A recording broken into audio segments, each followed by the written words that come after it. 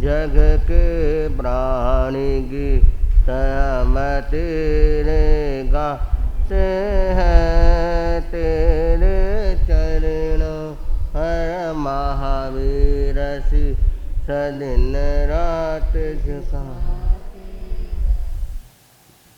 श्याम राम में लीन है देखत सब में राम।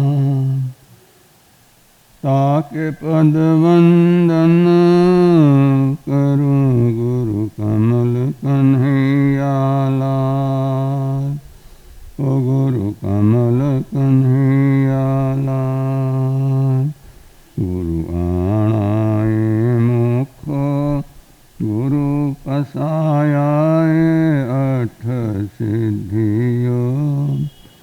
गुरु भक्ति विद्या साफल्यम होई नियमेन। गुरुदेव आपके चरणों में पल पल हम शीश नमाते हैं। प्रतिपल हम शीश झुकाते हैं। हम चले आपके कदमों पर बस यही भावना भाते हैं।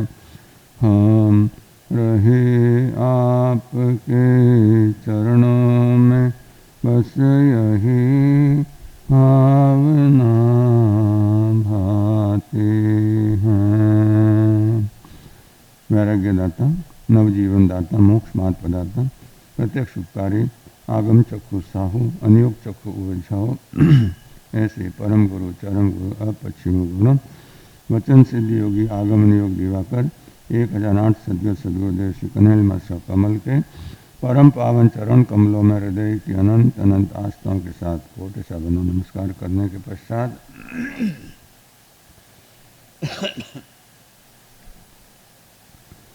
जय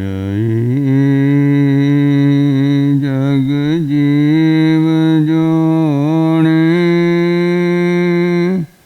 वियाण वो जग गुरु जगानंदो। जगना हो जगबंधु जय जगप्रियाम हो भयवम। जय सुआणम पभवो तीर्थयराणम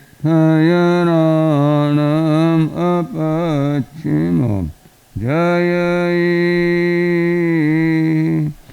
जय गुरुलोगाणम।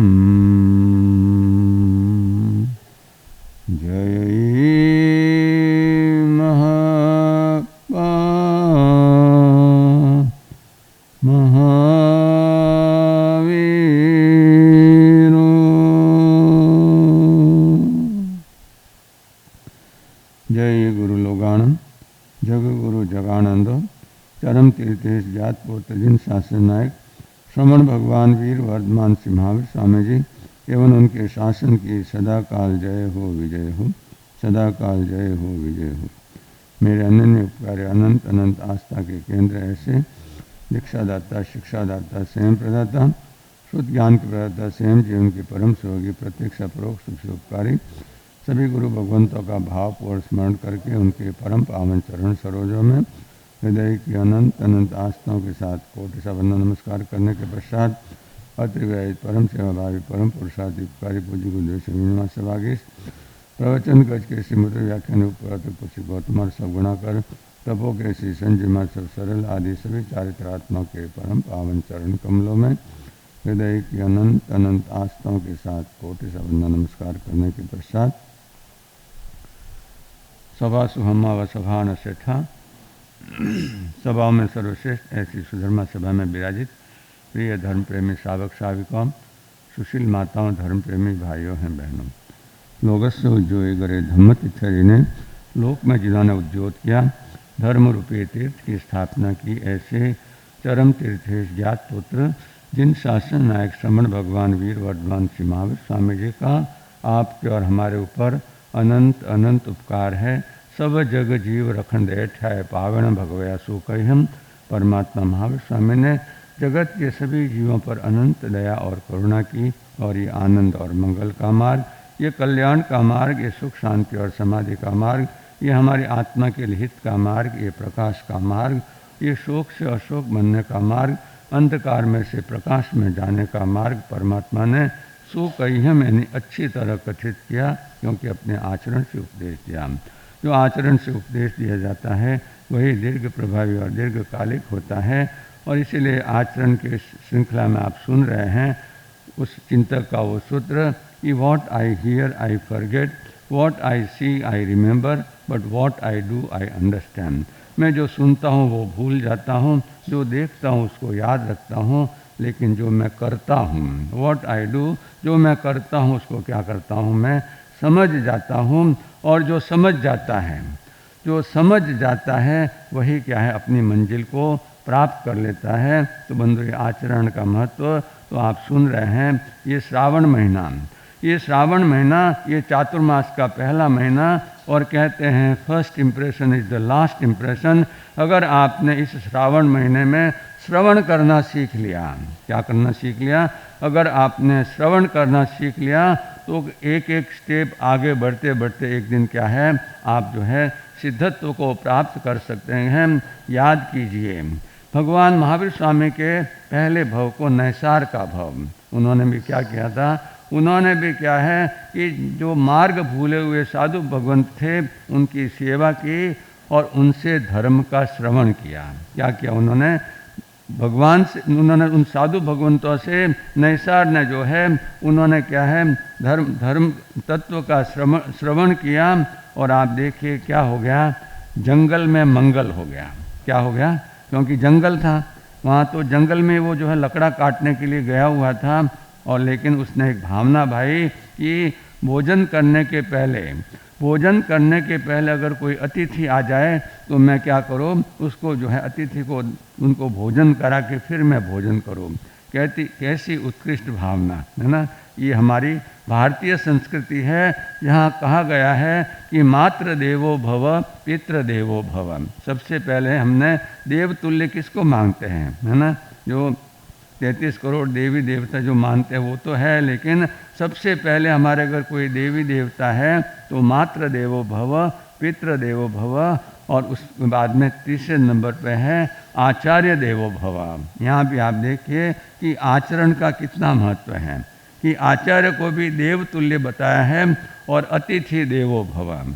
अतिथि एक दृष्टि से कहे तो अतिथि जो जिसके आने की तिथि नहीं है वो अतिथि है, और दूसरी अपेक्षा से कहे तो हम भी क्या है, हम भी अतिथि हैं। आपके श्रावकों के जो 12 व्रत होते हैं उसमें 12वें व्रत का नाम क्या है, 12वें व्रत का नाम अतिथि संविभाग व्रत, यानी भोजन करते समय हम ये भावना भावे कि कोई भगवान अगर पधार जाए, साधु साध्वी भगवान पधार जाए तो उनको सुपात्र दान देकर फिर हम भोजन ग्रहण करें, है ना।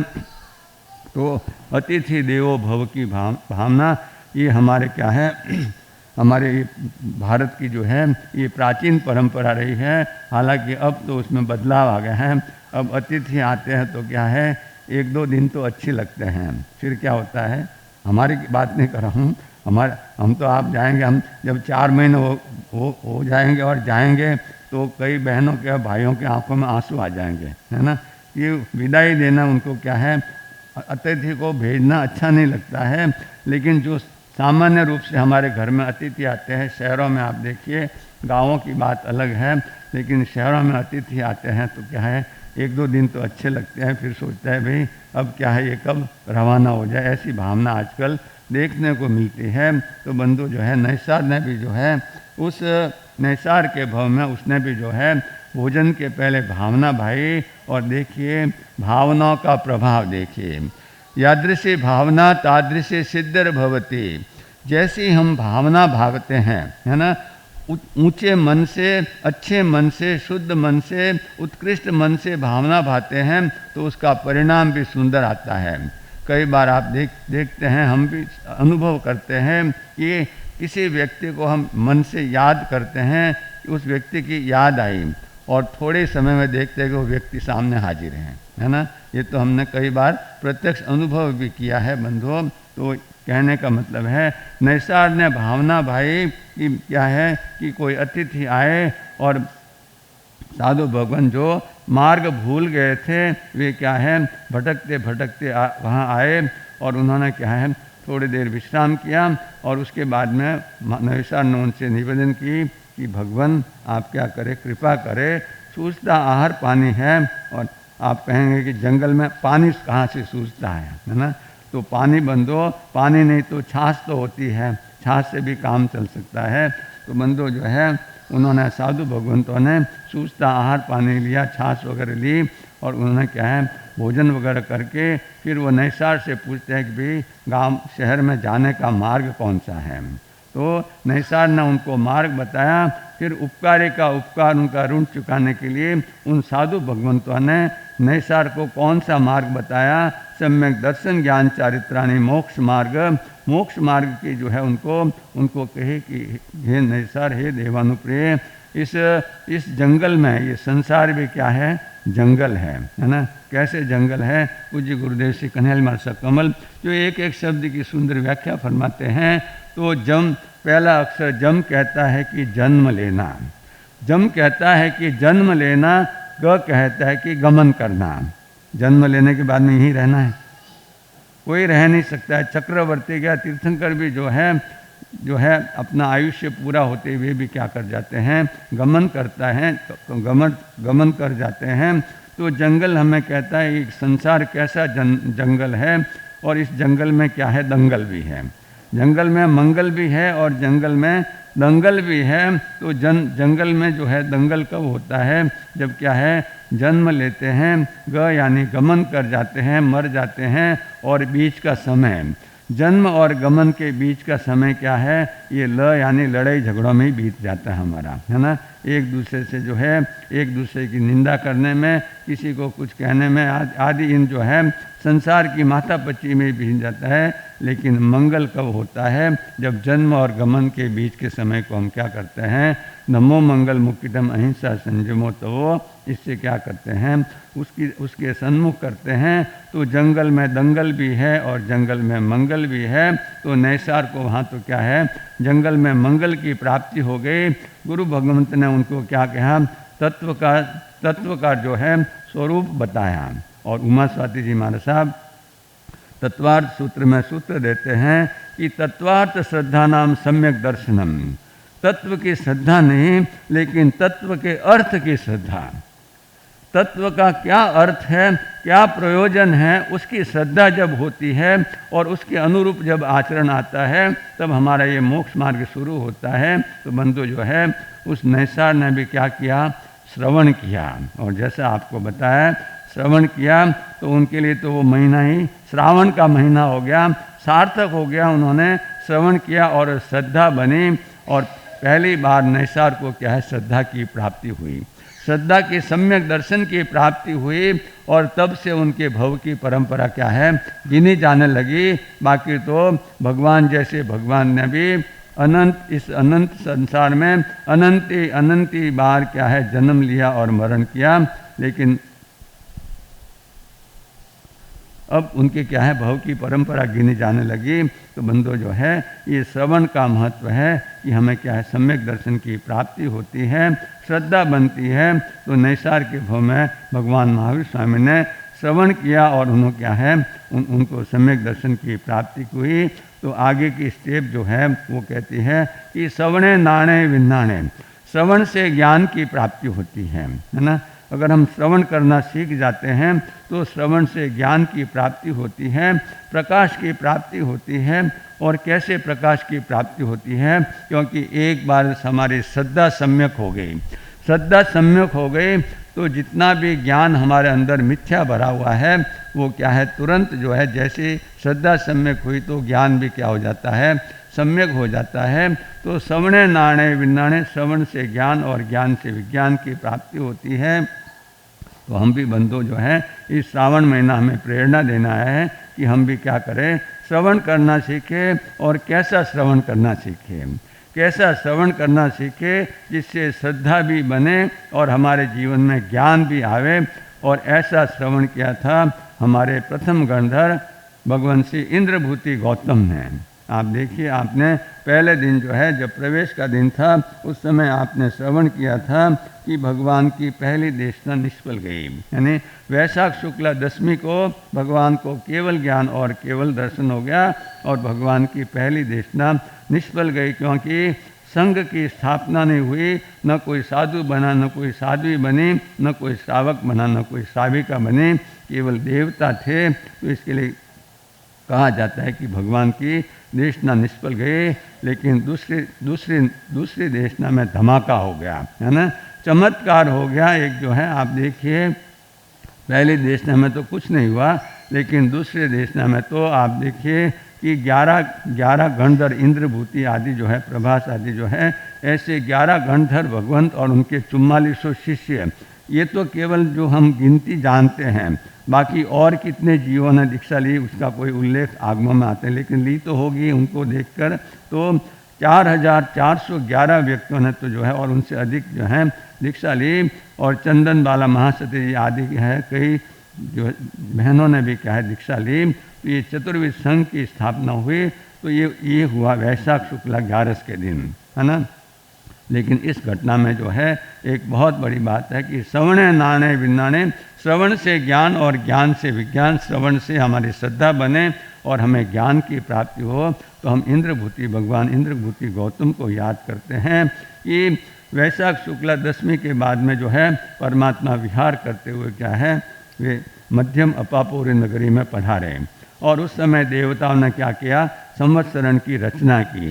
पहले दिन भी की थी, दूसरे दिन भी, क्योंकि देवता परमात्मा की जहाँ देशना चलती है वहाँ देवता क्या करते हैं, संवत्सरण की रचना करते हैं। तो देवताओं ने संवत्सरण की रचना की और उसमें क्या है कि जो है सब प्रकार की परिषदा, 12 प्रकार की परिषदा वहाँ उपस्थित हुई।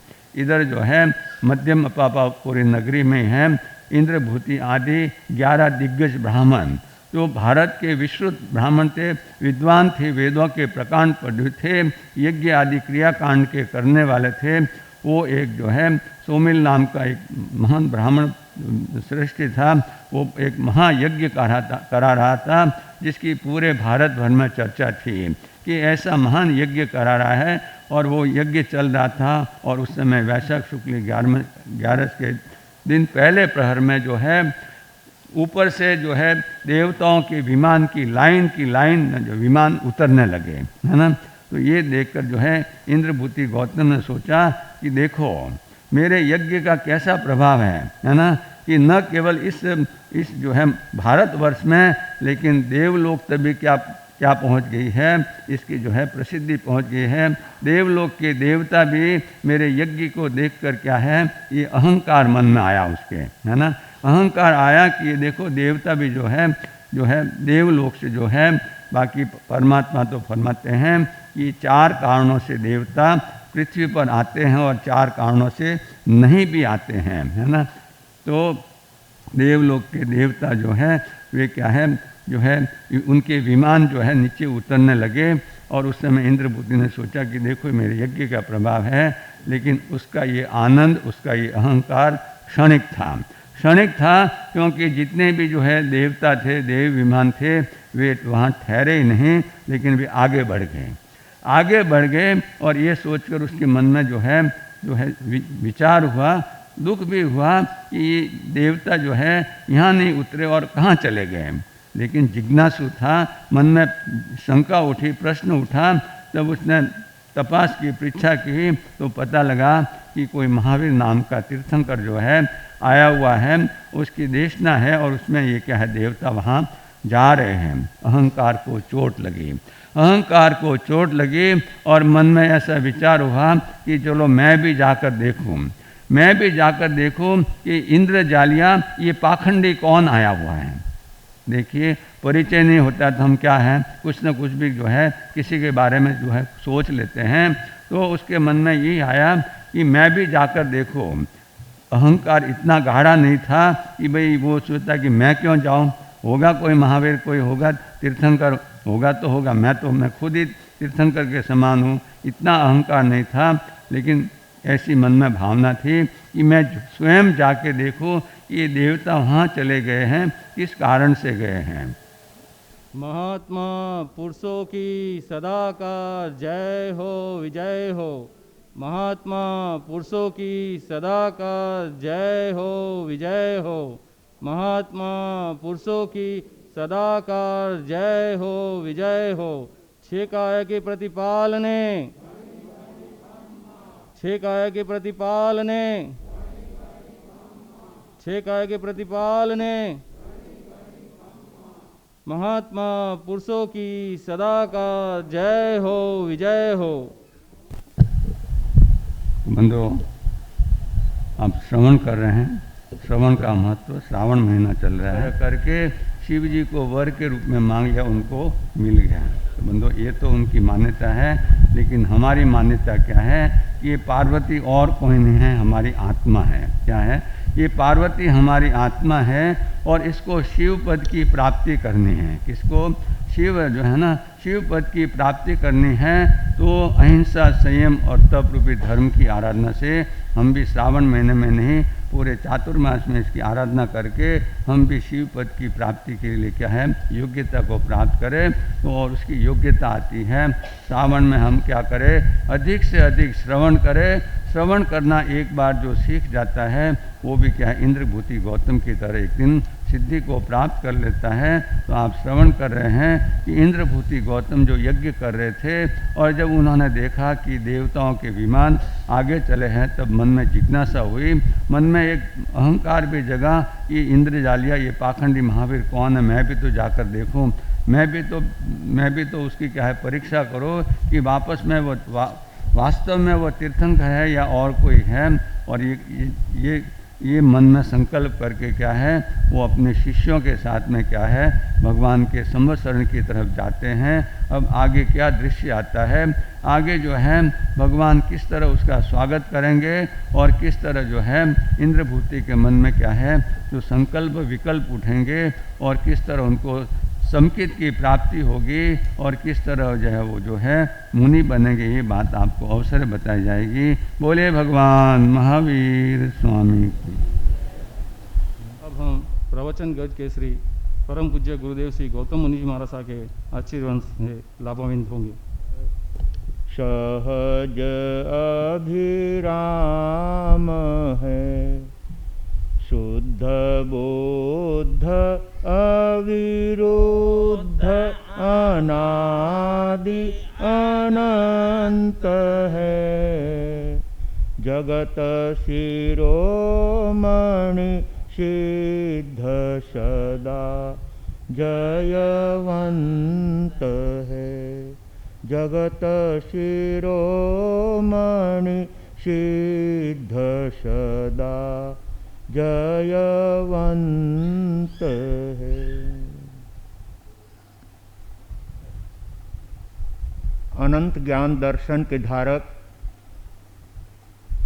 जन जन के उद्धारक, संसार के समस्त जीवों को मोक्ष मार्ग का दिव्य संदेश देकर उस पर चलने की भव्य प्रेरणा प्रदान करने वाले चरम तीर्थेश शासनपति श्रमण भगवान महावीर स्वामी को एवं आचार्य भगवान, उपाध्याय भगवान,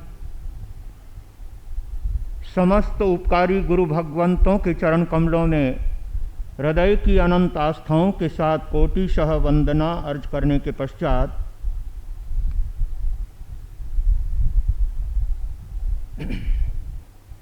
ग्यारह घाटी बड़ी कैसी लंबी लड़ी, 11 घाटी बड़ी कैसी लंबी लड़ी, अंतन आया महामुश्किल से नर्तन पाया, महा मुश्किल से नर तन पाया।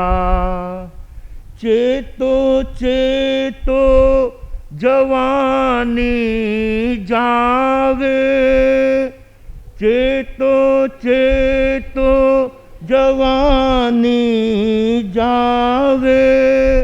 दौड़ो दौड़ो बूढ़ापो आवे, दौड़ो दौड़ो बूढ़ापो आवे। परिजन प्रेम टूटे, परिजन प्रेम टूटे। सारी शक्ति लूटे, सारी शक्ति लूटे। काची काया महा मुश्किल से नर तन पाया, महा मुश्किल से नर तन पाया।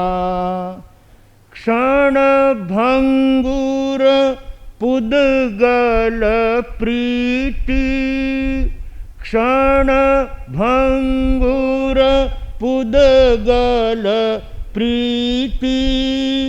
क्यों छोड़े तू अपनी नीति, क्यों छोड़े तू अपनी नीति।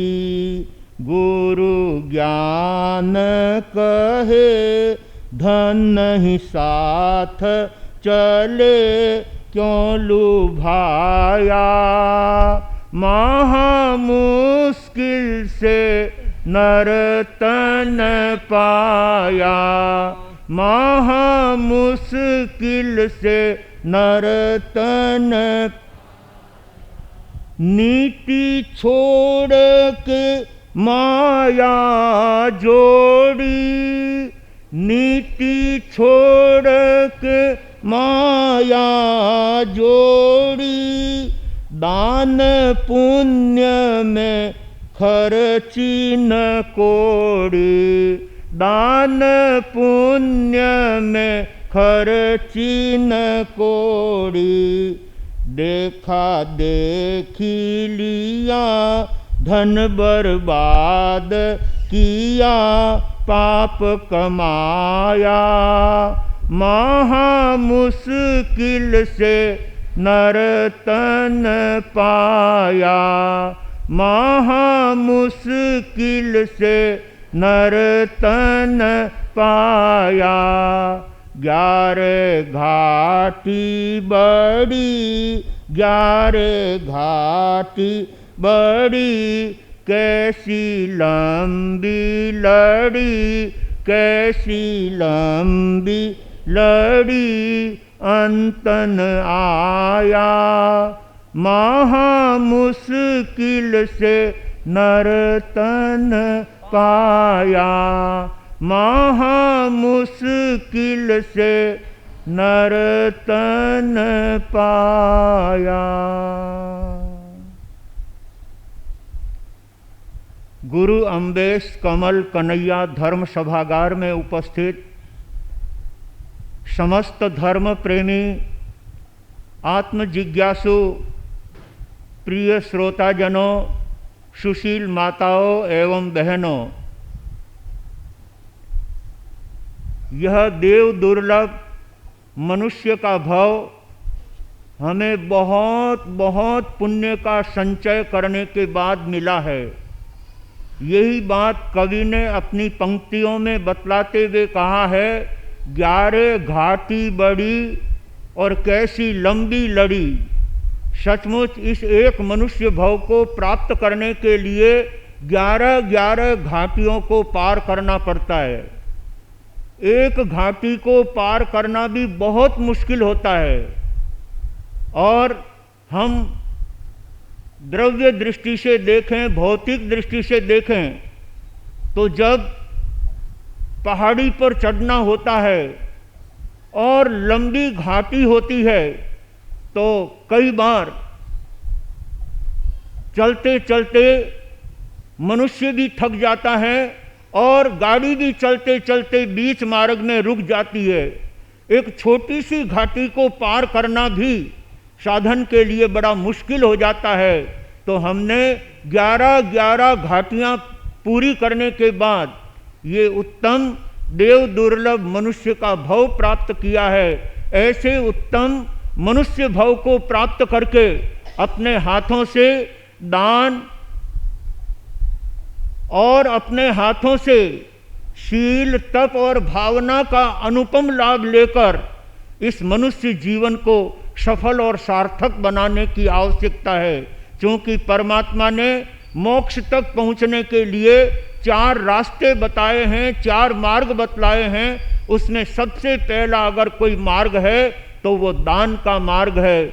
ऐसे उत्तम दान मार्ग को अपने जीवन में अपना करके अनेक भव्य जीवों ने इस संसार सागर को पार कर लिया और अपनी मंजिल परमात्मा के पद को प्राप्त करके सदा सदा के लिए जन्म और मरण से मुक्त होकर अपने जीवन में अद्भुत आनंद प्राप्त कर लिया। ऐसे उत्तम धर्म मार्ग पर चल करके हम अपने जीवन का परिकल्याण कर सकते हैं।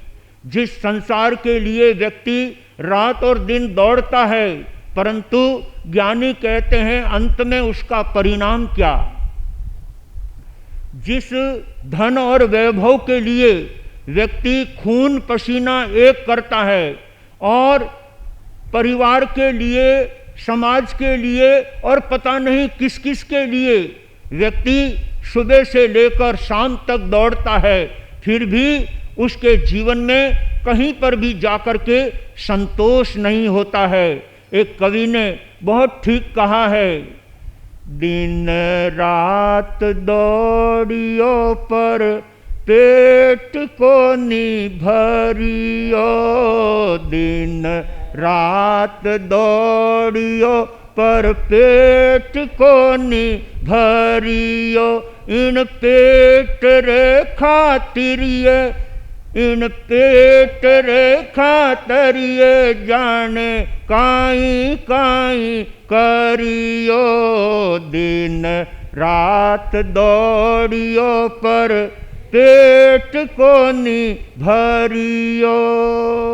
सचमुच व्यक्ति रात और दिन दौड़ता है, लेकिन सुबह पेट भरता है, शाम को खाली, और शाम को भरता है, सुबह खाली। ये पेट खाली का खाली व्यक्ति यहाँ तक कि करोड़ों अब्जों और पूरे धरापति का स्वामी बन जाए तो भी उसकी भूख शांत नहीं होती, तो भी उसका पेट भरता नहीं, तो भी उसका मन भरता नहीं। इसलिए ज्ञानी कहते हैं जो द्रव्य अपने पास में हैं उसके द्वारा हमें परमार्थ का काम कर लेना चाहिए। अपने हाथों से श्रेष्ठ कार्य करके इस मानव जीवन का परिष्कार कर लेना चाहिए। जिस परिवार के लिए व्यक्ति पचता है, एक दिन वो परिवार के लोग ही उसको छह दे देते हैं, किनारा कर लेते हैं। कहते हैं जोधपुर दरबार जसवंत सिंह जी साहब, एक बार उनके मन में विचार आया कि मुझे अच्छी से अच्छी पोशाक बनाना है और उसमें हीरे मोती ऊंचे ऊंचे कीमती द्रव्य जड़वा करके मुझे अपनी एक पोशाक बनाना है। और दर्जी को बुला करके उन्होंने सारा नाप जोक दे करके, सारी व्यवस्था दे करके, और उस ड्रेस के साथ साथ में जो जो द्रव्य लगता है वो सब उस दर्जी को दिया और कहा कि इस ड्रेस में इस सारे द्रव्य को लगाना है। दर्जी ने राजा साहब की बात को सुनकर वो पोशाक थोड़े ही दिन में तैयार करके राजा साहब को ला करके हाजिर कर दी। और राजा साहब ने वो पोशाक पहना तो उन्हें इतना प्रिय लगा, इतना अच्छा लगा, क्या आज मैं पोशाक पहन करके कैसा दिखता हूँ। सचमुच में एक पोशाक से व्यक्ति का 1000 गुना चेहरे का प्रभाव बढ़ जाता है। और इसलिए कहा है एक नूर आदमी 1000 नूर कपड़ों और लाख नूर गहनों गांठो, लाख नूर गहनों गांठो और करोड़ गुणों नखरो। जब व्यक्ति नखरा करता है तो उससे रूप और ज़्यादा बढ़ जाता है। महाराजा जसवंत सिंह जी ने वो पोशाक पहन करके बड़े खुश हुए और उनके मन में एक अभिप्राय जगा, एक मन में भाव जगा। यही पोशाक मेरे मृत्यु के बाद में मेरे परिवार वाले और मेरे उमराव मुसुद्दी जितने भी मेरे राज्य में काम करने वाले हैं, राज दरबार में काम करने वाले हैं, उनको पहले मैं विश्वास में लूँगा और उनसे ये कहूँगा कि मृत्यु के समय ये पोशाक मेरे शरीर पर होनी चाहिए। और सचमुच राजा साहब ने परिवार वालों के बीच में और उमराव मुसुद्दियों के बीच में उन सबको बुला करके कहा कि देखो, मुझे ये पोशाक बहुत पसंद है, मुझे ये ड्रेस बहुत अच्छी लगती है। मेरे मृत्यु के उपरांत जब मेरे शरीर से प्राण निकल जाए, उसके बाद मृत्यु के समय जब तुम इसका अग्नि संस्कार करोगे तो ये ड्रेस मेरे शरीर पर होनी चाहिए। बोलो, राजा को कौन मना कर सकता है? परिवार वाले उमराव मुसुद्दी सब कहने लगे, राजन आपकी बात को कौन नकार सकता है, आपका हुक्म सिर माथे है। राजा ने सबकी बात सुन ली और एक दिन परीक्षा करने के लिए राजा साहब सांस चढ़ाना भी जानते थे, सांस उतारना भी जानते थे और प्राणायाम में बड़े चतुर थे। तो एक बार उन्होंने सोचा कि ये लोग मेरे कहने के अनुसार करते हैं या नहीं, इसकी परीक्षा करनी चाहिए। तब महाराजा जिस समय राज दरबार में विराजमान थे, उस समय उन लोगों की परीक्षा करने के लिए उन्होंने अपना श्वास खोपड़ी में खींच लिया और उनकी श्वास की प्रक्रिया बंद हो गई। और श्वास बंद होते ही तो व्यक्ति प्राणांत हो जाता है, ऐसा लगता है जैसे अब शरीर में कोई जान रही नहीं है। सारे लोग देखते रह गए, महाराजा साहब अभी तो बोल रहे थे और अभी बोलना कैसे बंद हो गया। सारे लोग वहाँ पर इकट्ठे हो जाते हैं और कहने लगे, राजा साहब नहीं रहे। सबको इस बात का बड़ा दुख होता है, मन में बड़ा शौक होता है।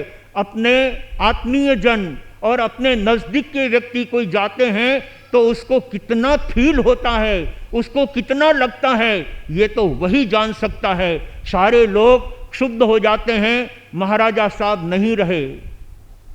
तब जो दरबारी लोग थे वो कहने लगे कि राजा साहब की अंतिम इच्छा थी कि वो हीरे और रत्नों की पोशाक उनके शरीर पर पहनाई जानी चाहिए।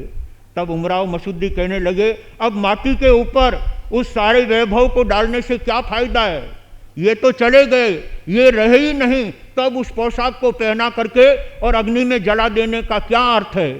इसलिए हम सादी पोशाक पहना देते हैं, वो भी जलेगी और हीरे मोतियों की जो पोशाक है वो भी जलेगी, फिर उसको जला करके हम अपने राज्य का नुकसान क्यों करें।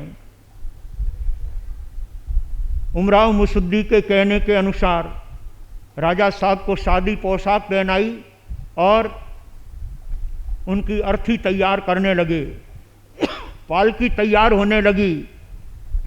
तब महाराजा सब कुछ अंदर में जान रहे थे कि मैंने जैसा अपने दरबारियों से, अपने परिवार वालों से कहा है, उस विषय में सारे लोग मुकर गए हैं। मुझे अब अपने होश हवास में आ जाना चाहिए। उन्होंने तत्काल थोड़ी देर में अपने श्वास को वापस अंदर की तरफ खींचा और जैसे उनको कुछ हुआ ही नहीं हो ऐसे स्वस्थ होकर के वो उठ करके बैठ गए। सारे लोग हाथ जोड़ करके कहने लगे, ओहो ये तो गजब हो गया, आप सचमुच में इस संसार में उपस्थित हैं, ये जान करके हम सबको बहुत आनंद है, बहुत प्रसन्नता है। महाराजा साहब आपके नेतृत्व में हमारा पूरा राज्य आबाद है। राजा साहब कहने लगे, ये सब बातें तो ठीक है, ये तो केवल तुम मुझे खुश करने के लिए कहते हो, लेकिन मेरे सामने जो तुमने प्रतिज्ञा ली थी, क्या उस प्रतिज्ञा का पालन किया? वो पोशाक मेरे शरीर पर पहनाई, ये सादी पोशाक पहना करके और मेरे शरीर का अंत करना चाहते थे। राजा साहब को लग गया कि ये सब नश्वर है और जो कुछ अपने हाथों से कर लिया जाता है वही सत्य है। इस बात को प्रकट करते हुए जसवंत सिंह जी महाराजा साहब कहते हैं, खाया सो तो खो गया, खाया सो तो खो दिया और दीना सो ही सत्थ। जो खाया वो तो खो करके चला गया और जो अपने हाथों से दिया वो अपने साथ है, वो अपने प्रभव में चलने वाला है, वो आगामी जन्म में चलने वाला है। खाया सो तो खो गया, दीना सोई सत्थ, जसवंत धर पौधाविया। मुझे तो लोगों ने धरती पर ला करके पौधा दिया, मुझे लेटा दिया कि अब इनकी अंतिम क्रिया करो।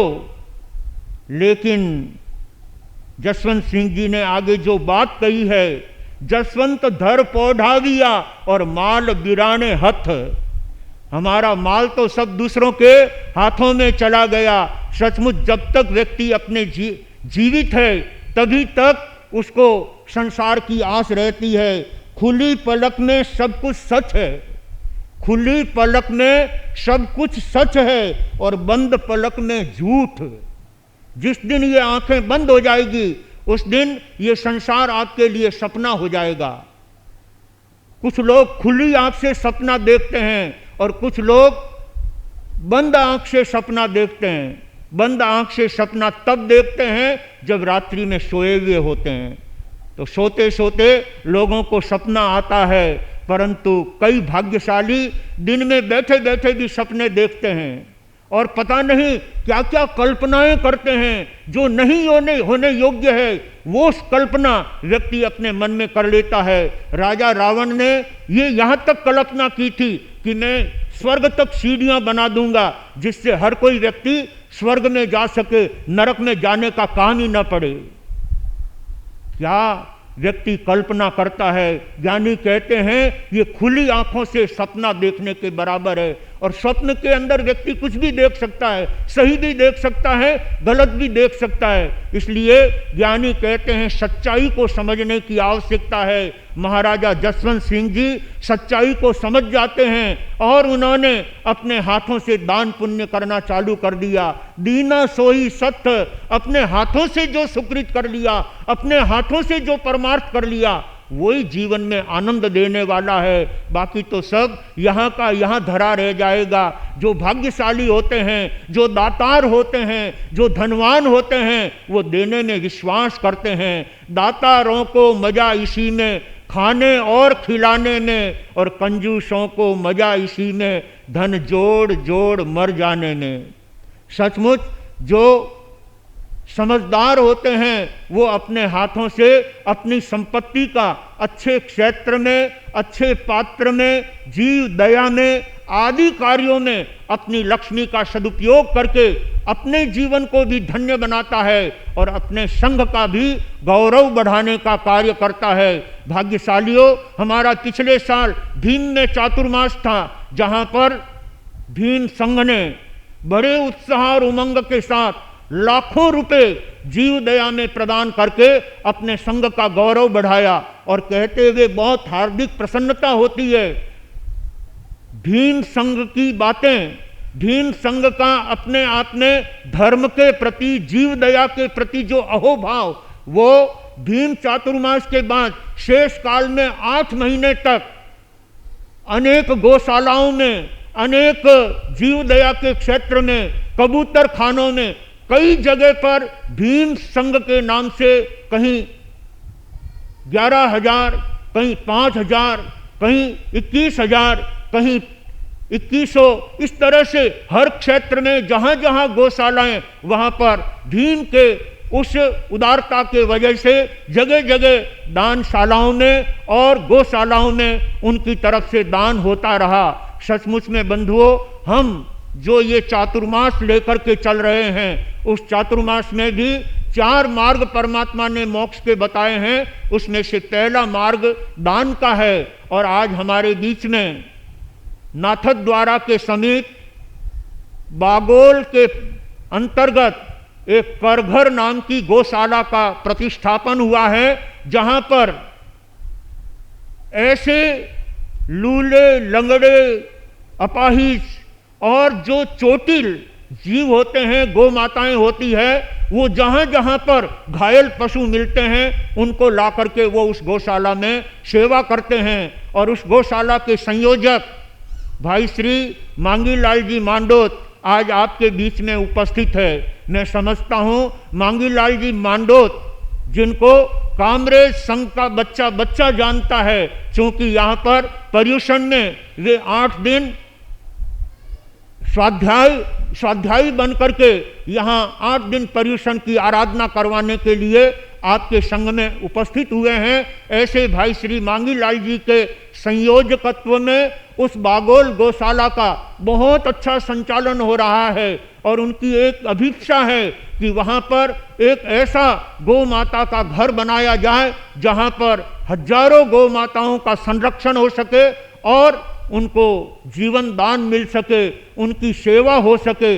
इस प्रकल्प को लेकर भाई मांगीलाल जी आपके बीच में यहाँ उपस्थित हुए हैं। सभी को अपनी भावना के अनुसार मांगीलाल जी के लिए, उस घर गौशाला के लिए उनको अवश्य सहयोग करके और उस गौशाला का कल्याण करने हेतु, गौशाला को आगे बढ़ाने हेतु जीव दया के लिए अपना सुंदर उपक्रम करके अपने क्षेत्र का और अपने परिवार का गौरव बढ़ाने का भाव रखेंगे। भाग्यशालियों, जीवन चंद दिनों का है, इसलिए इस छोटे से जीवन में कर लिया सो काम और भज लिया सो राम। अपने हाथों से जो कर लिया जाता है वही अपने साथ चलने वाला होता है। इसलिए ज्ञानी कहते हैं, दिया नहीं दान जब घर में सामान था, दिया नहीं दान जब घर में सामान था, और भजा नहीं राम जब घर में आराम था।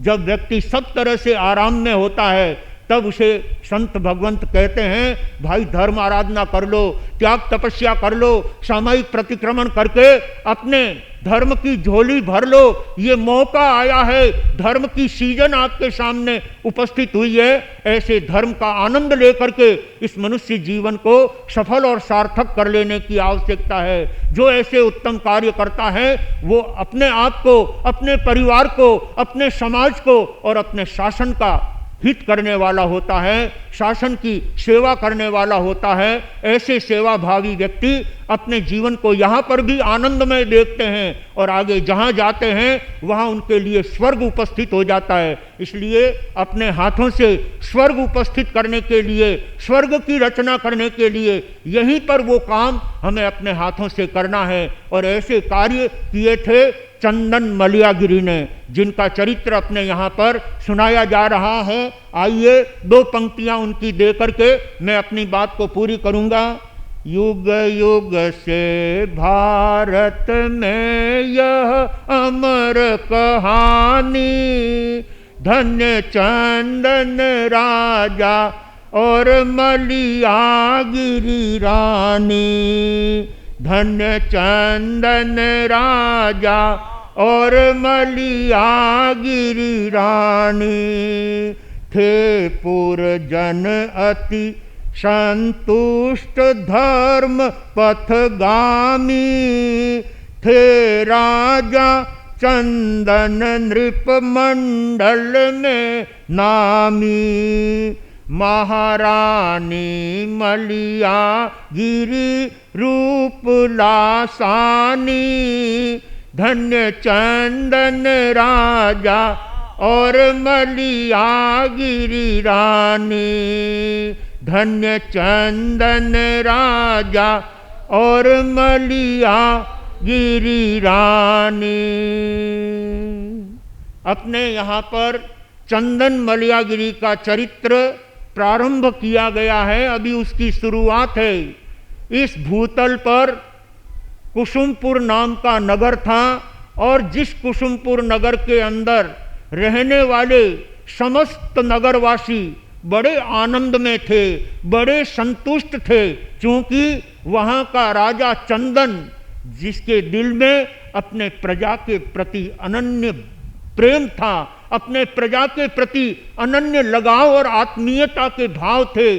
जिस शासक के मन में अपनी प्रजा के प्रति, अपनी रैयत के प्रति प्रेम होता है, सचमुच में वह शासक जनता के हृदय पर बैठ करके सत्ता और राज्य करने वाला होता है। जनता उनके एक एक इशारे को पाकर उनके पद चिन्हों पर चलने के लिए सदा तैयार रहती है। जिसको अपने राष्ट्र के प्रति लगाव होता है, जिसको अपने देश के प्रति लगाव होता है, ऐसे शासक के प्रति पूरी जनता का उनके साथ प्रेम होता है, लगाव होता है और अपने शासक को हमेशा हर क्षेत्र में आगे बढ़ाने के लिए जनता उनका सपोर्ट करती है, उनका सहयोग करती है। हमारे देश के वर्तमान प्रधानमंत्री नरेंद्र मोदी जी, जिनके हृदय में एक ही अभिलाषा है, एक ही तमन्ना है, एक ही मनोरथ है, एक ही इच्छा है कि हमारा पूरा राष्ट्र अपने आप में सुख शैया पर सोता हुआ अपने जीवन में आनंद से अपना जीवन बिताए, एक दूसरे के प्रति भाईचारा और वात्सल्य और प्रेम का झरना बहाए। ऐसे हमारे प्रजाजन बने, ऐसे हमारे देशवासी बने। प्रत्येक देशवासी के मन में देश के प्रति अपने रोम रोम में स्थान बसा हुआ होना चाहिए, तब हम देश का हित कर सकते हैं। और सचमुच में देश सुरक्षित है तो हम सुरक्षित हैं, अगर देश खतरे में है तो हम सुरक्षित कैसे रह सकते हैं। इसलिए शासक भी सुरक्षित, जनता भी सुरक्षित, प्रजा भी सुरक्षित तब होती है जब उनका एक दूसरे के प्रति समर्पण और प्रेम का भाव होता है। महाराजा चंदन, जिसके हृदय में जनता के प्रति पुत्रवत प्रेम था, अपनी जनता को अपना मान करके चलते थे, अपने परिवार के सदस्य मान करके चलते थे, तभी देश का हित होता है, तभी देश का कल्याण होता है। सचमुच में चंदन राजा के नेतृत्व में सारी जनता बड़े आनंद से अपना जीवन बिता रही है और सब न्याय नीति पूर्वक चलते हुए अपने परिवार का, अपने समाज का, अपने संघ का और अपने धर्म का सुंदर परिपालन करते हुए मनुष्य जीवन का आनंद ले रहे हैं। ऐसे चंदन राजा के राज अंतःपुर में मलियागिरी नाम की रानी थी, जो रानी के समस्त गुणों से युक्त थी। हमारे शास्त्रों में कई जगह पर रानियों का नाम आता है धारिणी। धारिणी का अर्थ होता है रानी के योग्य समस्त गुणों को जो धारण करती है, उसको क्या कहते हैं? धारिणी। सचमुच में बंधुओं, किसी रानी का नाम याद नहीं हो तो सीधा बोल देना धारिणी, क्योंकि वो स्त्रियोचित गुणों को अपने जीवन के अंदर धारण करके अपना और अपने परिवार का और यहाँ तक कि अपने पूरे देश के लिए जो अच्छी बातें सोचता है, अच्छी बातें लेकर के चलता है, वो अपना कल्याण करने के साथ साथ अपने समस्त नगर का और अपने देश का कल्याण करने वाला होता है। भाग्यशालियों, राजा चंदन के राज अंतःपुर में महारानी मलियागिरी, जो 6 गुण स्त्री के कहे गए हैं, उन 6 गुणों को यथावत वहन करने वाली थी, 6 गुणों को भली भांति समझती थी और अपने जीवन में आचरण में लाने का प्रयास करती थी। उन 6 गुणों में 3 गुणों का कथन आपके सामने परसों के दिन किया गया था।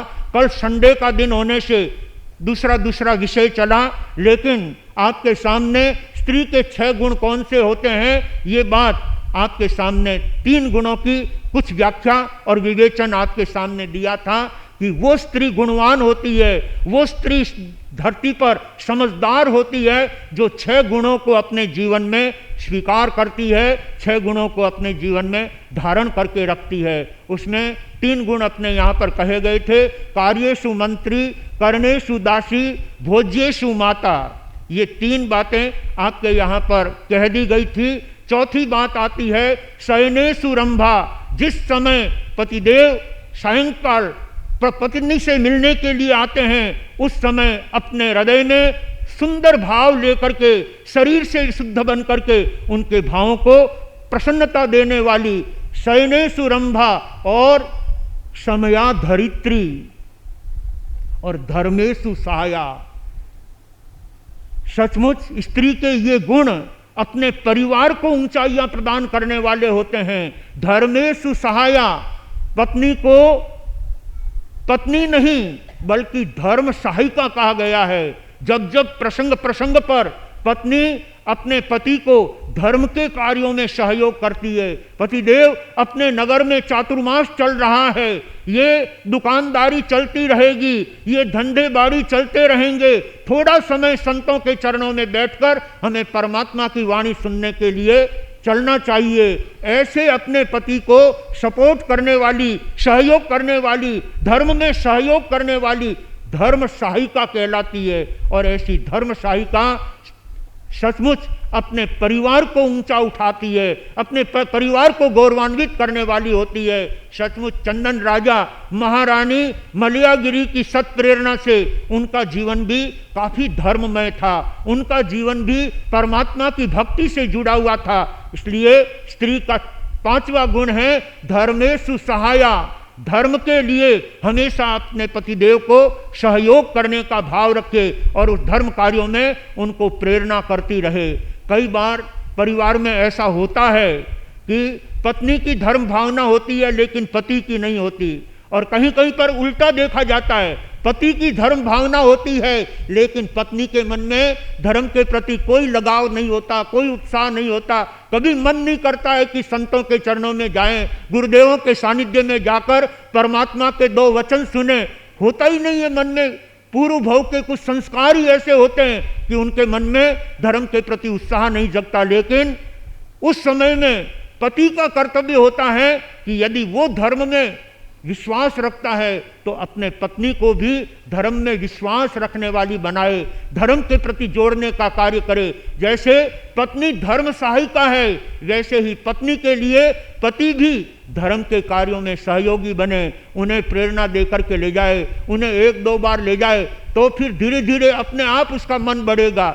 1-2 बार 3 बार आएंगे तो फिर स्वतः उनकी इच्छा होगी कि नहीं, प्रवचन में जाना तो बहुत अच्छी बात है। सचमुच बंधुओं, इसके लिए मुझे एक कथानक याद आ रहा है, लेकिन घड़ी का कांटा समय पर अपने को प्रवचन के साथ चलना है। मैं इस बात को कल प्रवचन के माध्यम से आपके सामने रखना चाहूँगा कि धर्म स्थानक में जाने से, प्रवचन सुनने के लिए जाने से, गुरु भगवंतों के चरणों में जाने से व्यक्ति को कितना बड़ा लाभ मिलता है, अनायास कितना बड़ा लाभ उसको मिल जाया करता है। ये बात कल इसी चरित्र के माध्यम से आपके सामने प्रकट करने की भावना रहेगी।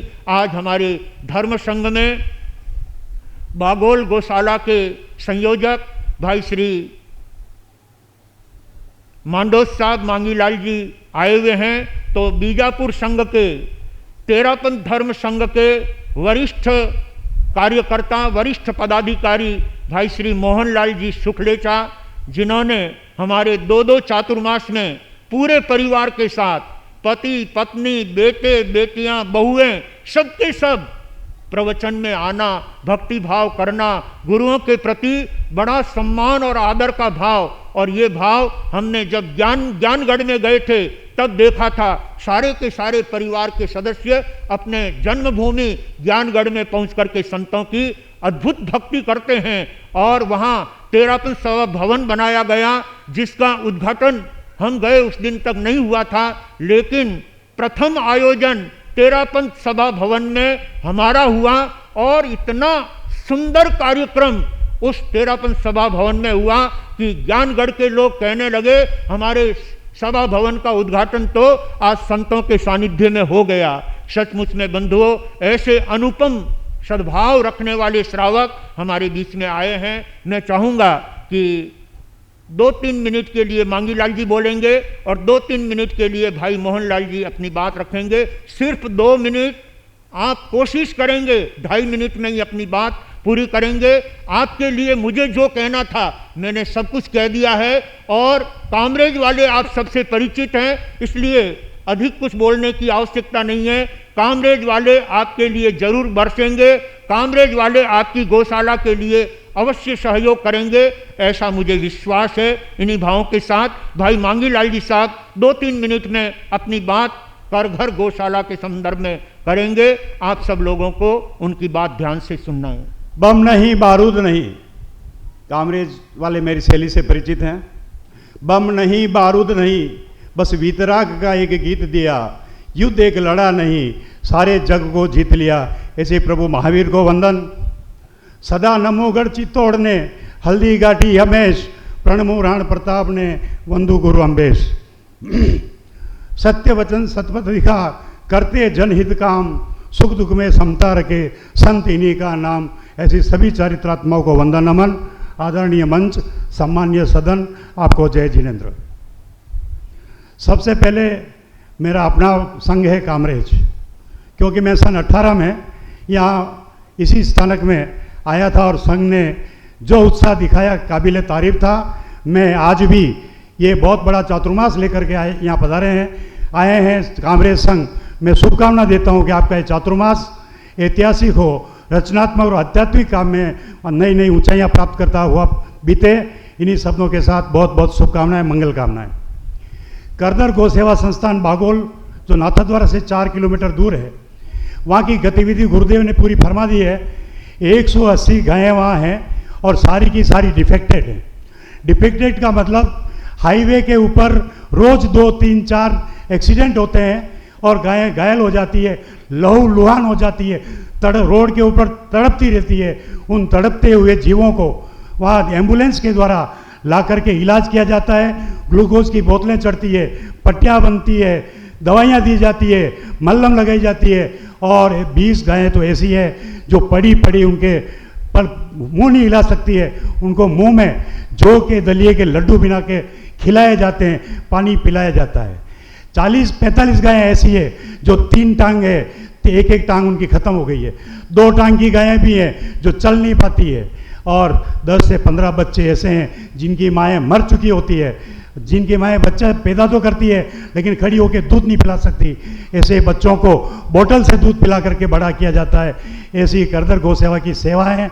मैं सबसे पहले तो आपसे निवेदन यही करूँगा कि एक बार पधार कर अपनी आंखों से अवलोकन करें, फिर हमारी बातों पे विश्वास करें। अभी रही सवाल बात बरसने की, तो निश्चित रूप से हमने गौ माता की सहायता के लिए जगह की कमी होने के कारण 10 बीघा जमीन ली है 1 करोड़ रुपए में, और हमने 6 प्रकोष्ठ बनाए हैं दानदाताओं के लिए, जिसमें छोटे से छोटे और बड़े से बड़े दानदाता दान दे सकता है। 55,000 से लेकर 11 लाख भी दे सकता है। अपने इसमें पैम्पलेट मैंने कुछ तो यहाँ रात को बांटे थे, अभी और मिलूंगा मैं पर्सनली सबसे। निवेदन इतना ही है, गुरुदेव ने आज दान के ऊपर जो विशेष रूप से हमारे लिए ही प्रवचन दिया, मैं गुरुदेव का शुक्रगुजार हूँ। और गुरुदेव ने आज व्याख्यान में जो कहा उसका अंश यही है कि धन आत्मियों था क्या बलद, धन आत्मियों था क्या बलद, पिदो नहीं क्यारो एक वच में दोरो फूट गयो, हिया फूटा अबे तो देख। इनका सारांश यही था। मैं ज़्यादा समय नहीं लेते हुए गुरुदेव ने जो समय दिया उसी में अपनी वाणी को समाप्त करता हूँ। और मैं निवेदन करता हूँ, दान देने के साथ ही साथ आप एक बार करदर गौ सेवा संस्थान पधार जाएं। जैसलमेर की रेती ला करके उन गायों को आराम दिलाया जाता है। दिन में 2 बार उन सोई हुई गायों को पलटी करके तकिया लगा के बिठाया जाता है। मशीन पे खड़ी करके उनके पैरों की मालिश की जाती है। रात को सर्दी के समय पर्दे लगा करके एक एक गाय को कंबल ओढ़ा के फिर हम सोते हैं, और गर्मी के दिनों में पर्दे खोल करके कूलर लगा के हवा देते हैं ताकि गायों के घाव पे मक्खी नहीं बैठना चाहिए। अन्य मैं विशेष इस बात से कहना चाह रहा हूँ, 2-3 दिनों में ऐसे वीडियो आए हैं जहाँ गौशालाओं में गायों की हालत बेहद ही गंभीर है। हमने वहाँ भी समाचार भेजे हैं, आप इन बीमार गायों को हमारे यहाँ भेज दीजिए, उनकी सेवा हम करेंगे। और हमारी सेवा कैसी है आप आकर के देखें और ज़रूर देखें, और हमारी स्कीम में नाम लिखाकर कामरेज संघ का नाम रोशन करें। जैसा गुरुदेव ने फरमाया है, गुरुदेव ने जो प्रेरणा दी है उस पर अमल करेंगे। इन्हीं शब्दों के साथ जय महावीर, जय आनंद, जय अम्बेश, जय मेवाड़, जय हल्दी घाटी। और बहुत समझदार, संघ के प्रति अपनी पूर्ण सहानुभूति रखने वाले मोहन लाल जी साहब अपने 2 मिनट में अपनी बात रखेंगे। आराध्य के चरणों में नमन, अत्र विराजित मुनिश्री जी के चरणों में नमन, धर्म प्रेमी बंधुओं, माताओं और बहनों, सादर जय जिनेंद्र। व्यक्ति जैसी संगति करता है वैसे ही गुण और अवगुण उसमें आते हैं। इस मनुष्य जीवन में कुसंगति कहीं भी हो सकती है, पर सत्संगति के स्वर्ण अवसर जीवन में कभी कभी ही आया करते हैं।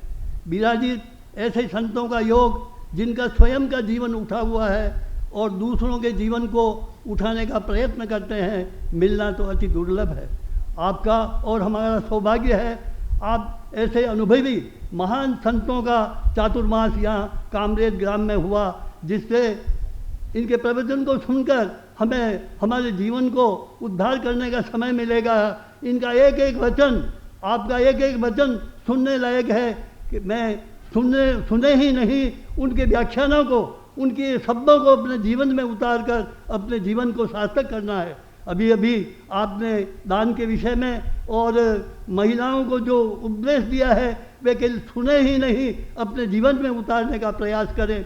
और यहाँ के व्यक्तियों ने यहाँ आकर अपना राजस्थान छोड़कर यहाँ आकर कठिन परिश्रम और व्यापार कुशलता से प्रचुर मात्रा में अर्थोपार्जन किया है। उस अर्थोपार्जन का विसर्जन हमें सही कार्यों में करना है। यदि हम इकट्ठे किए हुए धन का विसर्जन सही कार्यों में लगाएंगे तो हमारा जीवन सार्थक होगा। आप यहाँ पर जो विराजमान हैं, आपने उत्तर गुजरात में 5-6 चातुर्मास किए हैं, एक चातुर्मास में आपने बढ़कर किए हैं और वहाँ पर कई मास कमन हुए हैं, कई तपस्याएं हुई हैं और संपूर्ण गुजरात आपका कार्यक्षेत्र है। संपूर्ण राजनेता से लेकर एक झोंपड़ी में रहने वाले व्यक्ति के प्रति भी आपके हृदय में समान स्थान है। आपने चातुर्मास में केवल उपदेश ही नहीं दिया, अपने गुरुदेव के आराध्य के स्मरण के साथ साथ समाज में व्याप्त बुराइयों की उन्मूलन की दिशा में भी काम किया और आपके प्रवचनों के माध्यम से इस ओर सफलता भी अर्जित हुई।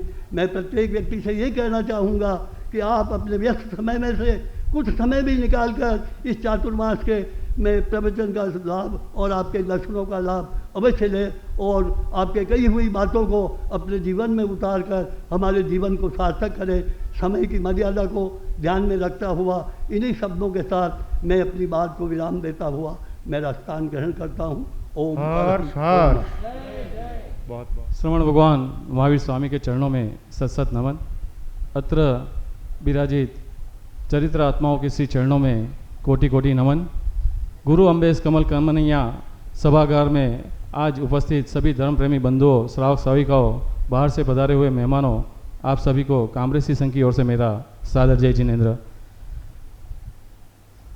जैसे पधारे हुए मेहमान एवं हमारे चरित्रात्माओं की मुखारविंद से जो हमें निरंतर जिन वाणी का लाभ मिल रहा है, उनका एक ही संदेश है कि श्रावण मास चालू हो गया है और इस श्रावण मास में हम अच्छी तरह से उनकी जिन वाणी का श्रवण करके उसे अपने जीवन में आचरण का प्रयास करें तो हम अपना मनुष्य जीवन सफल और धन्य कर सकते हैं।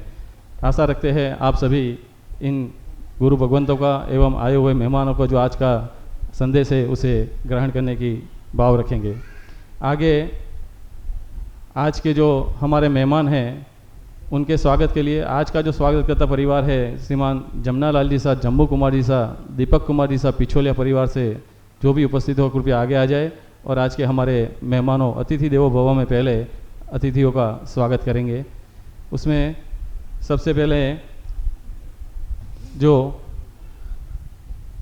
श्रीमान मांगी लाल जी साहब मांडोत खमनोर से, ये गुरुवर आपने कहा वैसे ही कुछ साल पहले मतलब कुछ समय पूर्व हमारे संघ में स्वाध्याय के तौर पे पधारे थे और हम सबको हमारे चातुर्मास में 8 दिनों पर धर्म साधना आराधना करवा के हमारे इसी संघ को अपने कर्मों की निजा करवाते हुए धर्म साधना आराधना करवाई है। इसी संघ पूरा आपका पहले से ही ऋणी है और जैसे आप आज यहाँ से संघ में पधारे हैं तो ये हमारे लिए बहुत ही गौरव की बात है कि आप यहाँ हमारे धर्म सभा में पधार कर हमारा धर्म सभा का मान बढ़ाया है।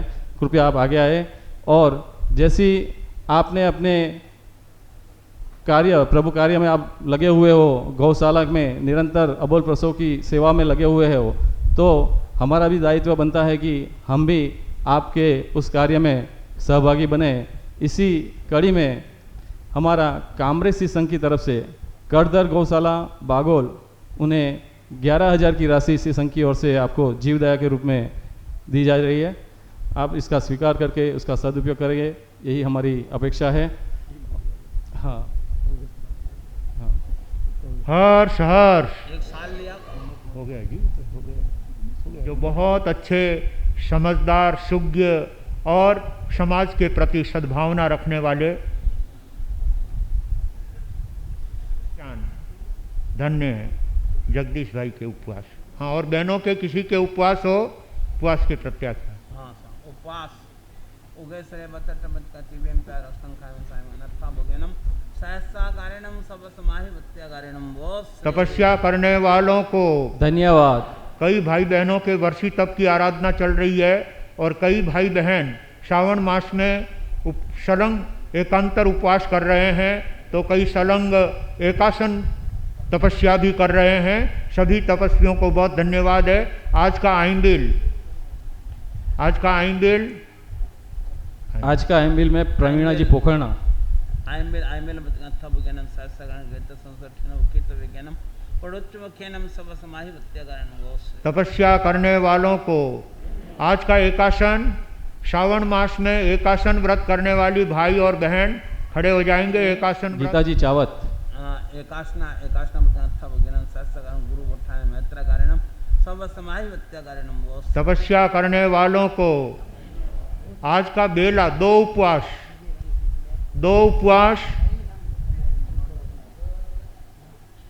आज के 5 उपवास का पारना सुख शांति पूर्वक हो गया है। संघ की तरफ से उनकी सुखशाता की कामना करते हुए, क्योंकि 4-5 ही दिन जिन्होंने स्थानक भवन में रहकर, महावीर भवन में रहकर 4 दिन चौविहार उपवास किया और 5वां उपवास उन्होंने तिविहार किया, लेकिन इस उम्र में 5 उपवास भी हमारे लिए 15 उपवास के बराबर कहा जा सकता है। उनको बहुत बहुत धन्यवाद।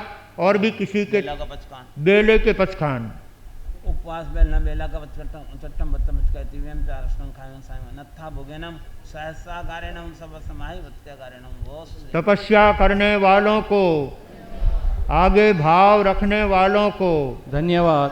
भाई दिनेश जी पोखरना के आज बेले की तपश्चर्या है और आगे बढ़ने के भाव हैं। और कोई प्रत्याशा? जीवदया की राशि में 2121 रुपये की राशि प्रकाश चंद जी साहब, पिंटू कुमार जी साहब, प्रिंस कुमार जी साहब कोठारी की तरफ से गौशाला में दी जा रही है। हाँ, करदर गौशाला में। उसी कड़ी में विजय राम जी साहब पितलिया मंदारिया 1100 रुपये की राशि करदर गौशाला में दी जा रही है। आपकी तरफ से भी बहुत बहुत धन्यवाद। और श्रीमान चांदमल जी साहब, संपतलाल जी साहब चपलोत की तरफ से 2100 रुपये की राशि करदर गौशाला में दी जा रही है। करजो की रक्षा सारा करजो जी, गायों की रक्षा है धर्म आपनो, गायों की रक्षा है धर्म आपनो। गाय मनुष्य के संरक्षण में होती है, इसलिए गौ माता के लिए अपना दिल खोल करके अनुदान दीजिए और गौ माता का संरक्षण कीजिए। बहुत बहुत धन्यवाद जिन भाई बहनों ने गौशाला के लिए सहयोग किया और संघ ने जो अपना उत्तम भाव बताया, उसके लिए बहुत बहुत धन्यवाद। 2100 रुपये की राशि श्री चंदन बाला महिला मंडल की तरफ से भी करदर गौशाला को दी जा रही है। बहुत बहुत धन्यवाद। और आगे सूचना गुरु और उसमें चातुर्मास के 4 महीने के प्रभावना के हमारे लाभार्थी है श्रीमान मोहनलाल जी साहब, भीमराज जी साहब, सांकरिया परिवार सांडेराव, कला मंदिर ज्वेलर्स लिमिटेड कोसंबा। और एक विशेष सूचना में हमारे श्री संघ में प्रति शनिवार रविवार को शाम 4:30 से 5:30 बजे तक तत्व चिंतक श्री सागर मुनि जी महाराज साहब आगम उत्तराधन सूत्र का स्वाध्याय कराते हैं। जो भी धर्म प्रेमी श्रावक श्राविक को आगम स्वाध्याय करना चाहते हो वो ज़्यादा से ज़्यादा संख्या में भवन पर पधार कर धर्म लाभ प्राप्त कर सकते हैं। कल के आइम्बिल में नाम है उसमें राजीबेन पोखरना, एकासन में चंदाजी बम्बोड़ी एवं कल का उपवास लक्ष्मी देवी पोखरना। आगे गुरुवर। जय जय जिन शासन का चंद, जय जय प्यारा देखा नंद, आरती उतारे भक्ति दीप धरे, धरा गगन पुलकित प्रकृति का कण कण तुम पर हर्षे हैं, नित नित वीक्षित न कुसुमों का पराग तुम पर वर्षे हैं। चंदो मुलक मुलक मुलकांत सूरज, कण कण में दमकांत, आरती आरती उतारे भक्ति दीप धरे, पाकर तुमको धन्य धरा जिन शासन गौरवशाली है। कदम कदम पर नव बसंत है, कदम कदम दिवाली है।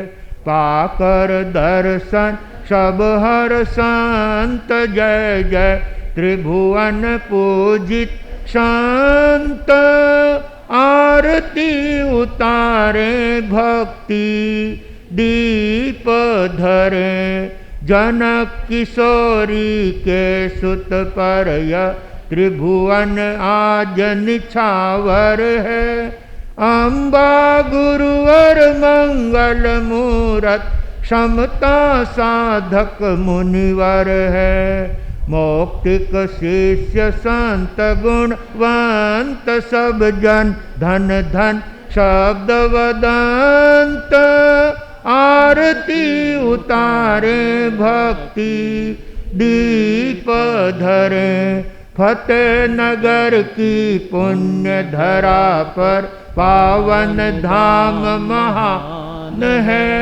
स्वर्ग सिधारे जहाँ पर लाखों भक्तों के भगवान है। सेवा करते सुर नर वृंद, मिटते जन्म जन्म के द्वंद्व। आरती उतारे भक्ति दीप धरे, कीर्ति कंगना धारण करती दसों दिशाएं हर्षित है। भक्त भ्रमर गुण कीर्तन विरचित, यश चरणों में गुंजित है। प्रतिपल वर्धित कुमुदानंद, जय जय अक्षय आनंद कांद। आरती उतारे भक्ति दीप धरे, आरती उतारे भक्ति दीप धरे, आरती उतारे भक्ति दीप धरे।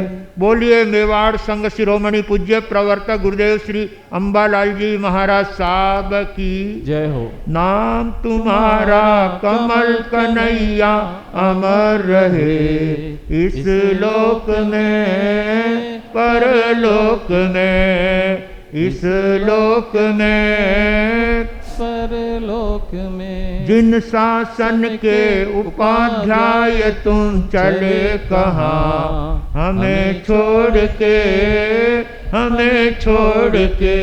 ओ जमुना के लाला दीन दयाला, शरण पड़े का तूने हर दुख टाला। नाम तुम्हारा कमल कन्हैया अमर रहे, इस लोक में परलोक में, इस लोक में परलोक में। नमो वज्रायाणम पद के धारी तुम, आगम के अनुयायी समता योगी तुम। सहनशीलता तुमने जग को दिखलाई, कष्ट हरे दुखियों के करुणा उर आई। ओ करुणा के सागर भरो मेरा गागर, जग का अंधेरा मेटो कर दो उजाला। नाम तुम्हारा कमल कन्हैया अमर रहे, इस लोक में परलोक में, इस लोक में परलोक में। आगम की नव रचना तेरे मन भाई, धर्म ध्वजा आबू पर्वत पर फहराई। शरणागत ने आकर यहाँ शरण पाई, ज्ञान ध्यान शिक्षा की बातें सिखलाई। ओ गोविंद के लाला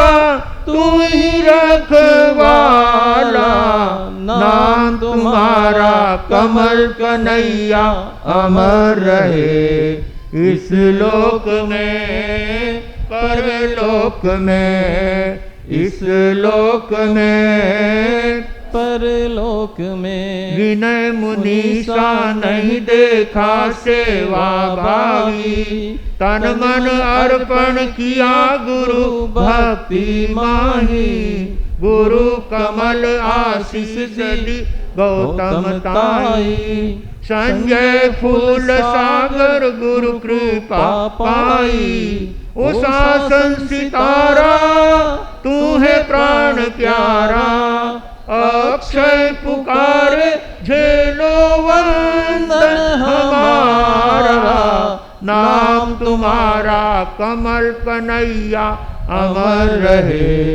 इस लोक में परलोक में, इस लोक में परलोक में। अहिंसा के अवतार शासनपति श्रमण भगवान महावीर स्वामी की, श्रमण संघ की, आचार्य सम्राट परम श्रद्धेय पूज्य श्री आत्माराम जी महाराज साहब की, आचार्य सम्राट परम श्रद्धेय पूज्य श्री आनंद ऋषि जी महाराज साहब की, आचार्य सम्राट परम श्रद्धेय पूज्य श्री देवेंद्र मुनि जी महाराज साहब की, आचार्य सम्राट परम श्रद्धेय डॉक्टर शिव मुनि जी महाराज साहब की, तेरापंथ धर्म संघ के आचार्य भगवान श्री महाश्रमण जी महाराज साहब की, जिन शासन गौरव गणाधीश प्रवर पूज्य श्री उमेश मुनि जी महाराज साहब की, श्रमण संघीय प्रथम युवाचार्य पूज्य श्री मधुकर मुनि जी महाराज साहब की, वर्तमान युवाचार्य पूज्य श्री महेंद्र ऋषि जी महाराज साहब की,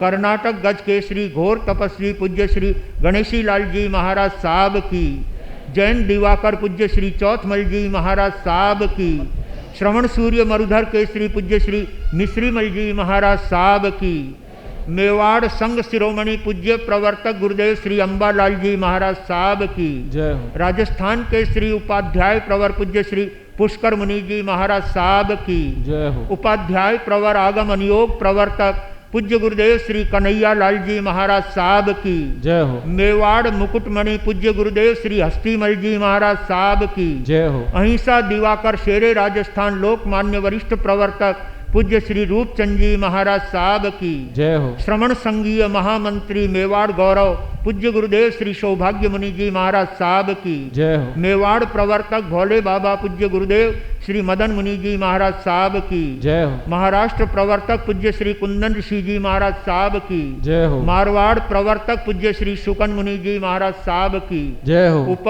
प्रवर्तक आगम प्रभावक कमलकुल दिवाकर पूज्य श्री विनय मुनि जी महाराज साहब की, जय हो।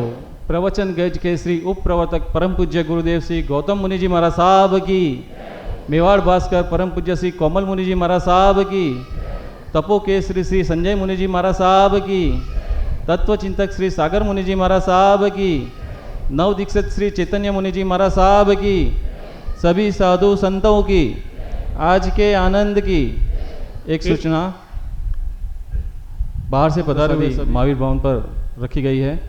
आप इसका लाभ लेकर श्री संघ को अनुग्रहित करें और श्री संघ में आचार्य परिवार से श्री सुधा जी महावीर जी आचार्य उनके 6 उपवास की तपस्या है और तपस्या आगे गतिमान है।